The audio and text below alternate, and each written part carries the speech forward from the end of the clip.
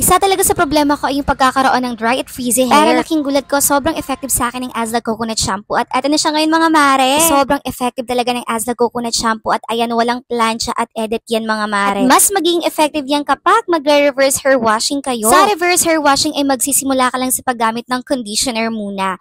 Ayan, ibababad nyo lang yan ng 10 to 15 minutes. Pero ako dito sa sobrang pagmamadali ko, 5 minutes ko lang to binabad. At tingnan nyo nga mga mare, after ko ang balawan na hindi pa ako nag-shampoo, ayan na siya. Guys. Diba? O diba, suggest ko lang sa inyo, mas magiging epektibo talaga yung produkto kapag magre-reverse hair washing kayo. Kasi grabe, sobrang lambot talaga sa buhok kahit hindi pa ako nag-shampoo. Etong Azla Coconut Shampoo at Conditioner pala ay hindi lang talaga para sa mga frizzy hair. Pwedeng pa dito magtanggal ng dandruff, galis at kung ano-ano pa. Buy one take one free na nga ito mga mare ko dahil sa halagang 198 pesos ay meron ka ng 500 ml coconut shampoo, 500 grams na coconut conditioner. Ayan, what you see is what you really get talaga mga mare.